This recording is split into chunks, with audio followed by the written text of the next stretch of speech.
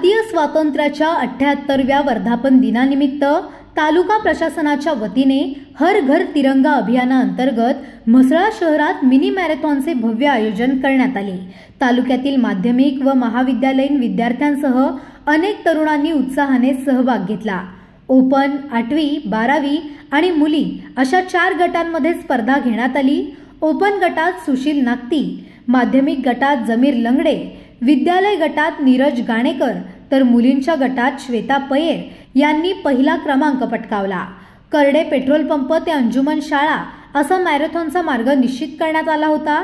सकाळच्या थंडगार वातावरणात स्पर्धकांनी जोमाने शर्यत पूर्ण करत देशभक्तीचा उत्साह प्रकट केला।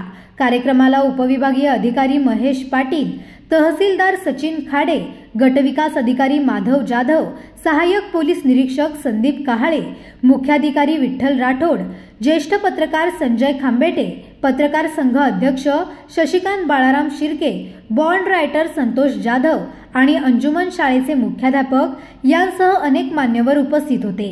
स्पर्धेनंतर विजेत्यांना मान्यवरांच्या हस्ते पारितोषिके देऊन गौरवण्यात आले।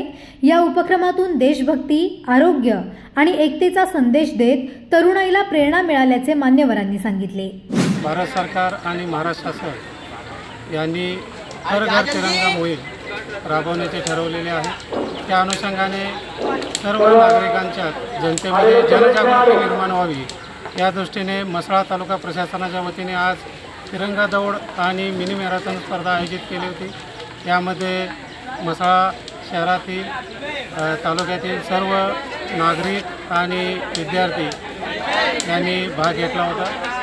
या कार्यक्रमाचा मुख्य उद्देश जनतेमध्ये नागरिकांच्या जनजागृती करणे आणि देशाभिमान वाढवणे हा आहे।